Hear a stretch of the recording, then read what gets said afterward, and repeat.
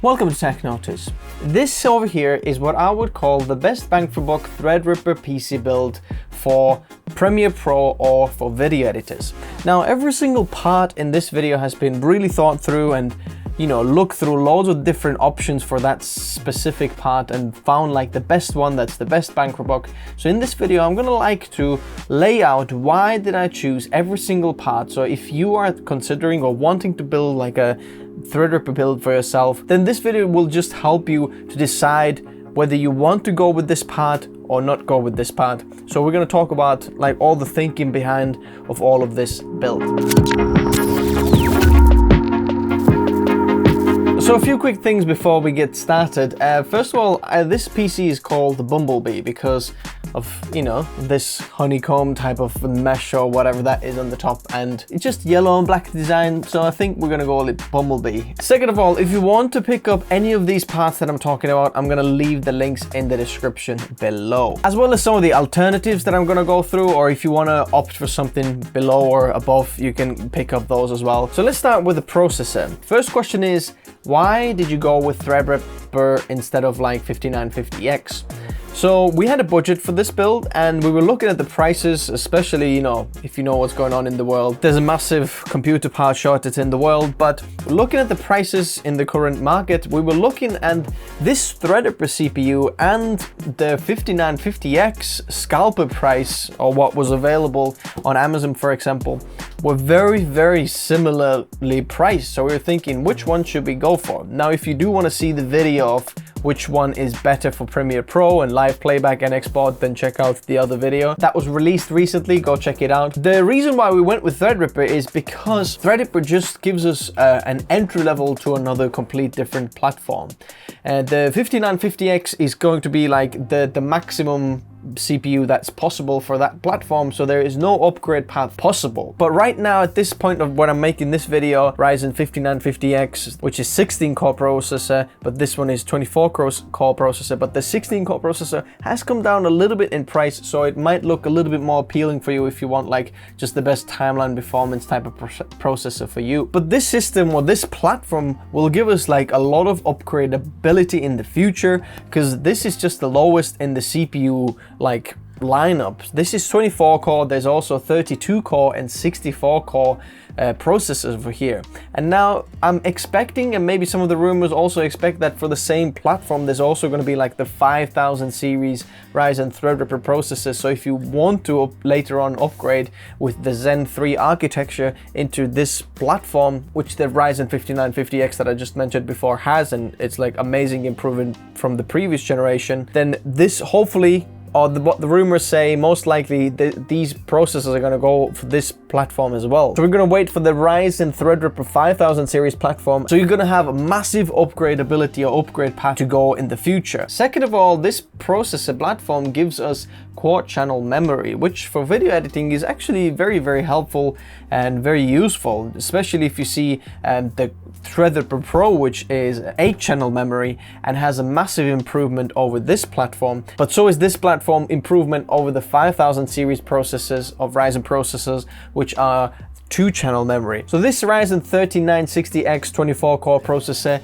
is roughly around 8.7% better in overall score in Premiere Pro than the Ryzen 5950X 16-core processor, and about 5.1% better in live playback speed, and about 11% better in the export speed. So at the time of the build, if the processor prices were the same, this looks like a much better build for the money. Also, just another thing, if you're thinking about building this right now, is that because of the chip shortage, a lot of people go for the Ryzen processors because they're a little bit cheaper, but the Threadripper processors weren't as scalped and the prices weren't as scalped because it's just a little bit of a different platform and not that many people are into this one. So if you want a good deal, might be worth checking out this Ryzen Threadripper system versus the Ryzen 5000 series processors. Also, if you do want to upgrade to the 32 or 64 core, I'm going to leave the links in the description below, but I do think this is the best bang for buck for Premiere Pro because this Threadripper processor is the best live playback processor in Premiere Pro if we just exclude the Threadripper Pro series, which are so much more expensive. So the live editing experience or the live playback,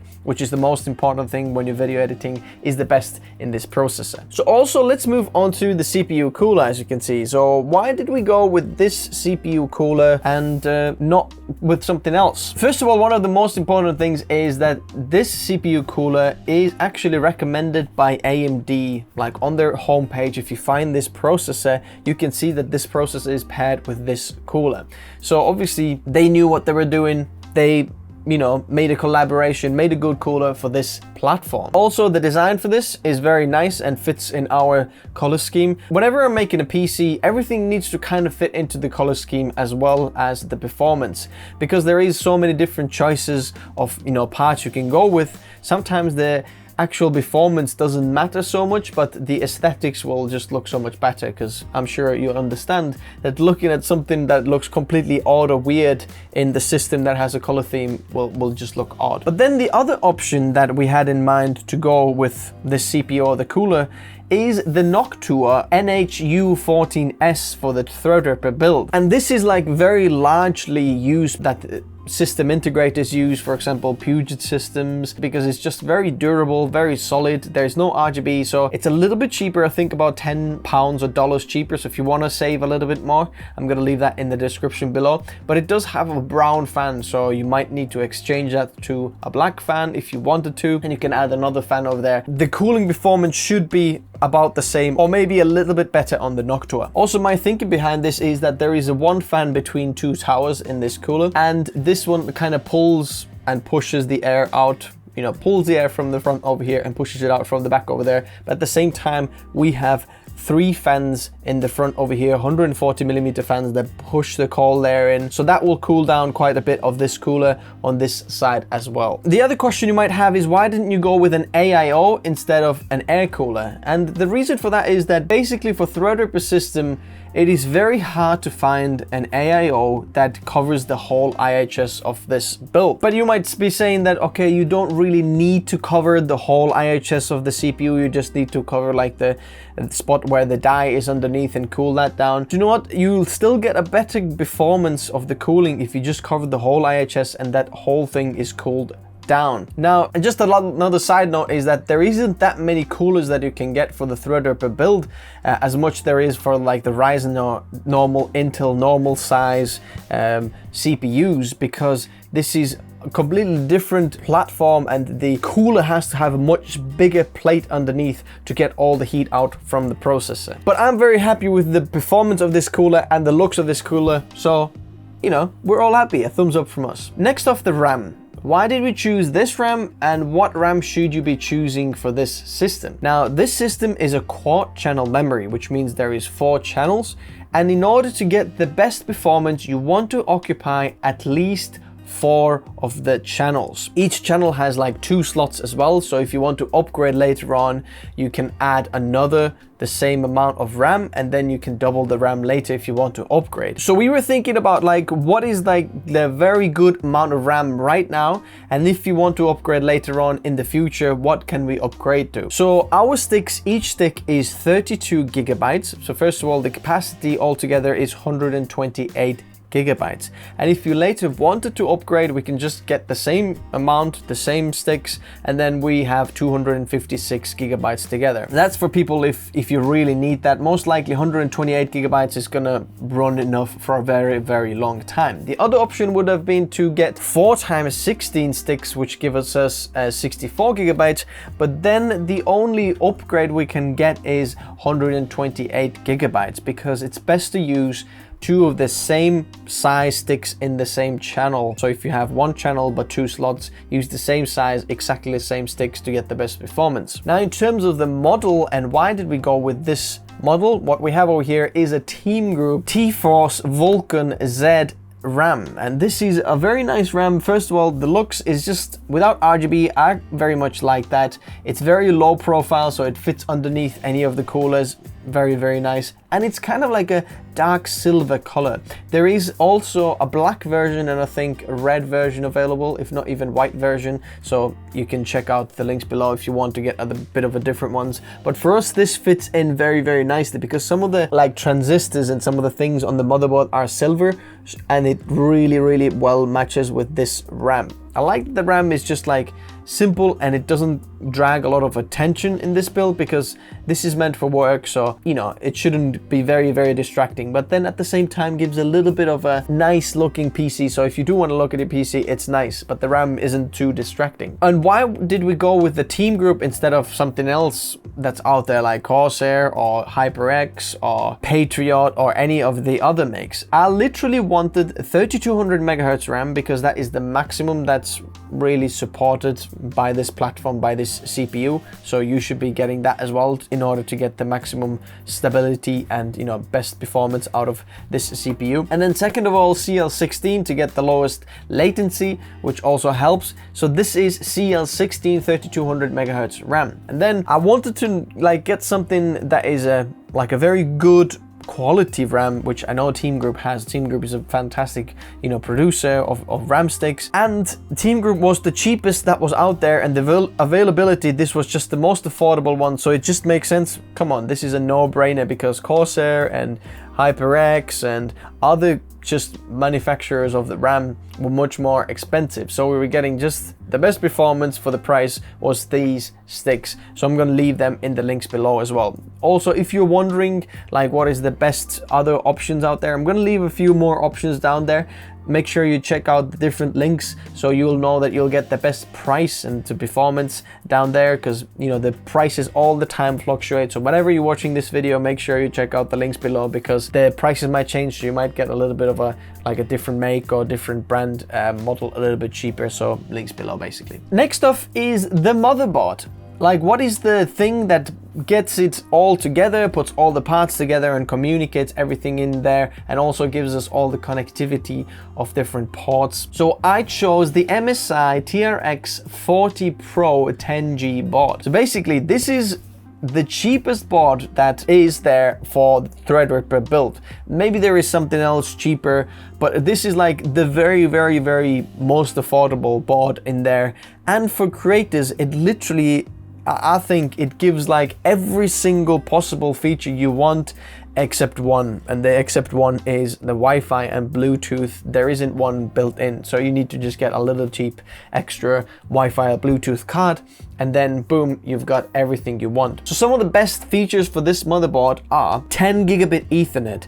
This motherboard comes with a 10 gigabit Ethernet card, so if you're using a NAS as a creator, then you've got your 10 gigabit Ethernet already in there. Also, in the motherboard, there is two 1 gigabit Ethernets built in. So if you do want to connect to another NAS or internet connection, you can do that in here as well. So there's 3 LAN ports that the system comes with. Next of all, what creators want is a lot of storage option and M.2 connectivity on the motherboard. Now on the motherboard there is 2 M.2 slots, and both of these are PCIe 4.0.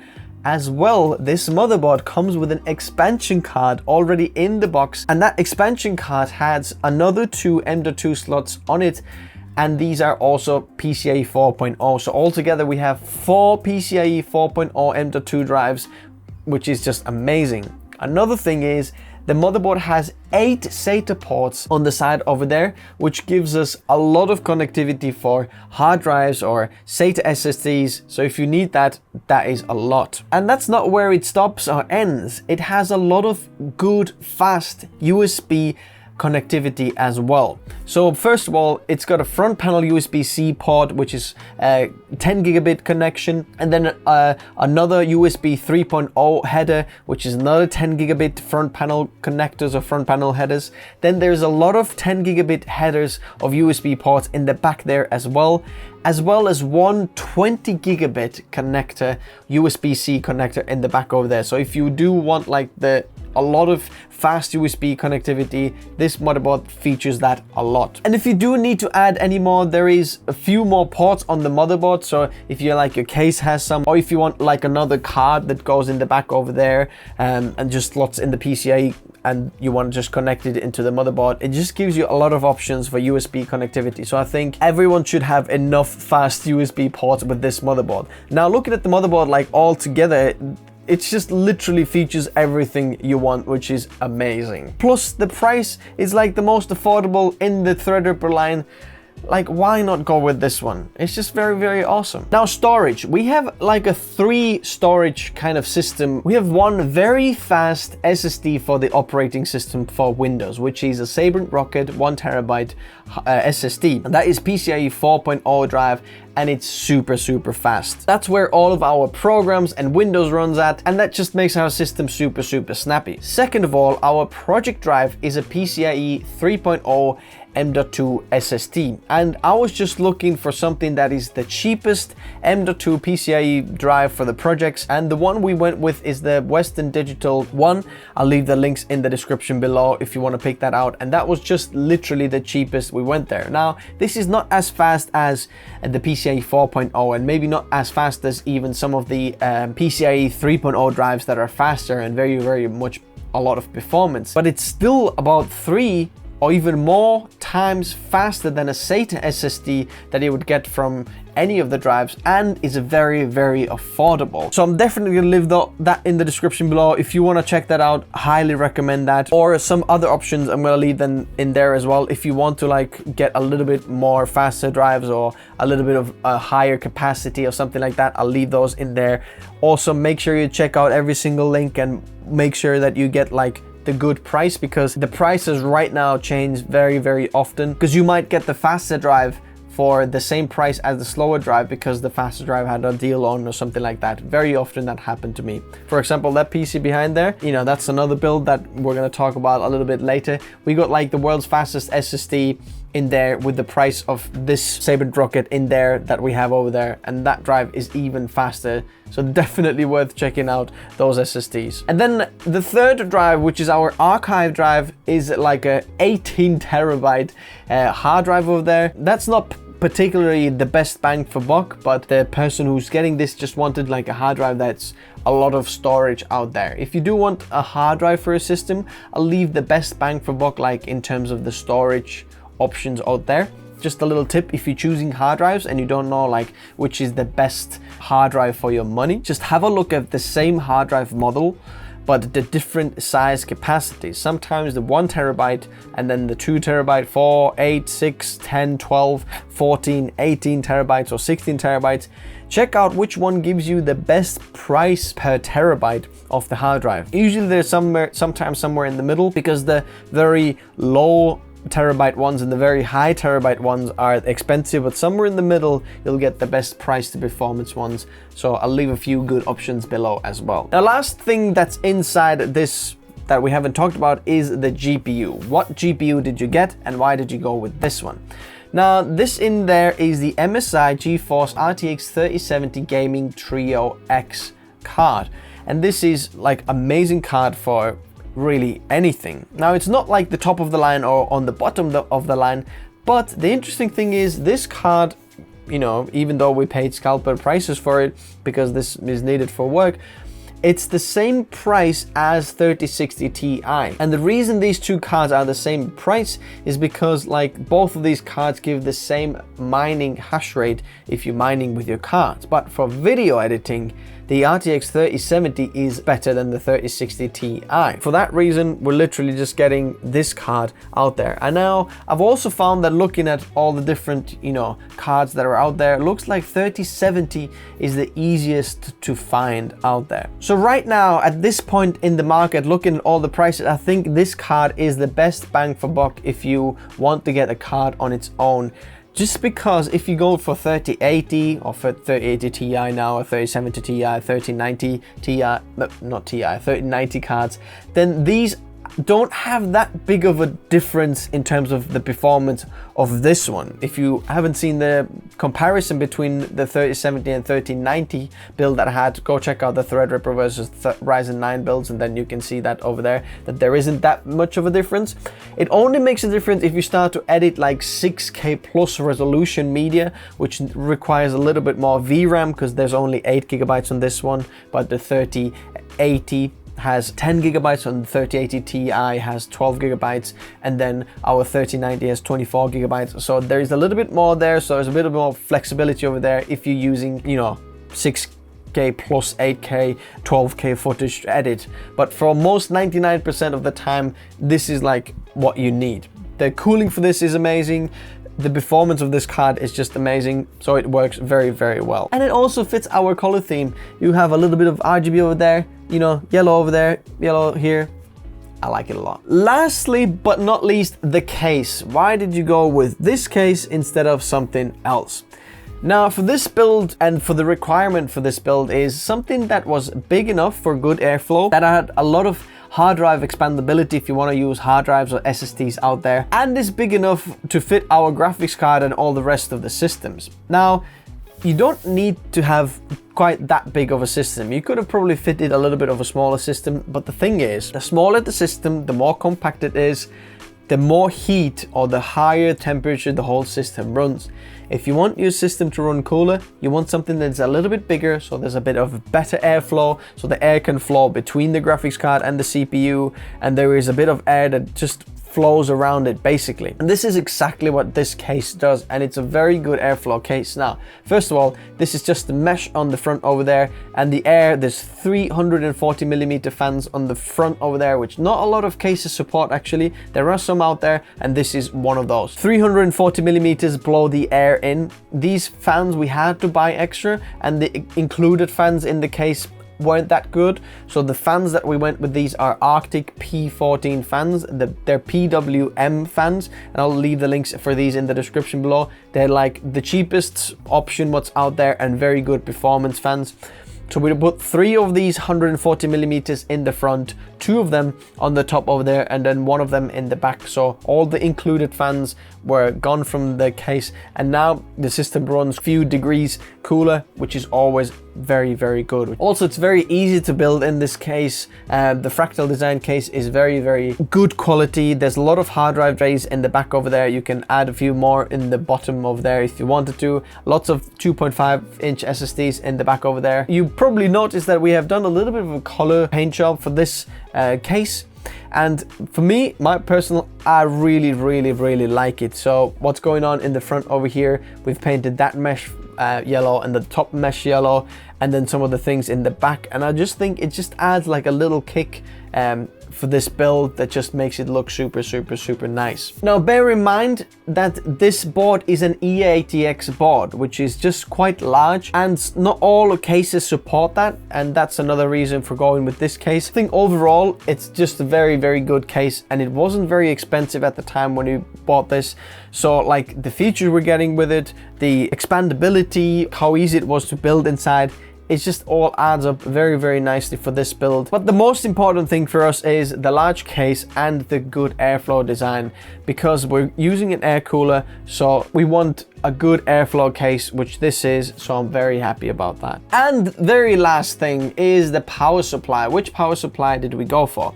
Now, at the time of making this build, I'm still in the process of trying out a few different power supplies, so check out the comments or the pinned comment, because I'm gonna leave you like the result over there. With this power supply, I've had a few issues with the Corsair power supplies. They're making a little bit of a coil whine, and I don't know why. Now, I've got an EVGA one over there. Check out the links below and you'll see over there which one did I ended up with. But right now, this over here is a Corsair HX1000 power supply, and this is a 1000 watt power supply. And the reason why we went with 1000 watt power supply is because you always want to go a little bit overpowered with your power supply, especially when you're a creator or doing a creator build, because the efficiency curve goes like that. So between like 50 to like 75% is the most efficient of the power supply. If you start to go and maxing out the power supply from like about 75, depending, some of the curves are a little bit different on different power supplies,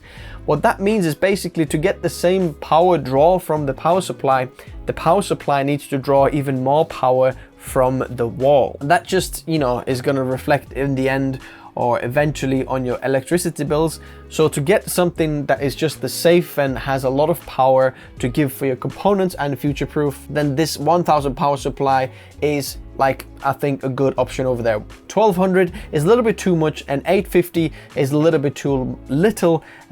Even though like spec wise you can run an 850 watt power supply in here as well, and no problem. If you want to save a little bit of money, you can do that. But I think the best bang for buck is actually getting this one. And another reason why you want to go with a little bit more than rated on the actual wattage of each component is that sometimes the components have like a peak of power draw for some different reasons. For example, this CPU is rated 280 watts, but sometimes I've seen it peak even more than 280.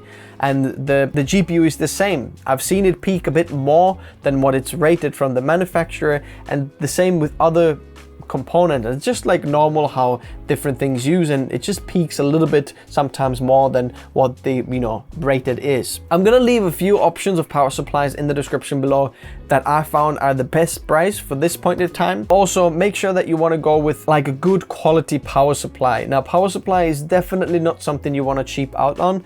Don't buy a power supply that has like no random branding. Make sure that they're from reputable branding and they use high quality components when building the power supply, because that's like the fuel that you feed your computer engine. If you have bad fuel, the whole engine just starts to not work properly, and it's just not worth, especially if you're doing a creator PC or if you're a creator and working as a professional. You want a high quality power supply.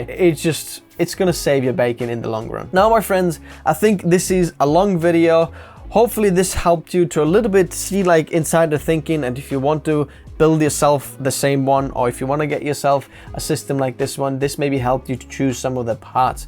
Now, I want to mention again, if you do want to pick out any of the parts or any of the suggestions I mentioned, or some of the other parts or upgrades or downgrades, I'm going to leave a few options in the links below, so you can basically know that if you pick up any of those in the links below, you know that your PC is compatible with each of the things, and you know that you can just decide, okay, I want to spend a little bit more on RAM, I want to spend a little bit less on this, or I want to spend a little bit more on CPU, maybe get a little bit of a lower GPU or a higher GPU. You can choose that, but you know everything is compatible. Thanks very much, guys, for watching. If you enjoyed that video, hit that like button. It actually makes a difference. Subscribe if you haven't already, and if you do have any other comments or any other additions or things you want to add, I'll meet you in the comments below. Thanks, guys, for watching. See you soon. Bye bye.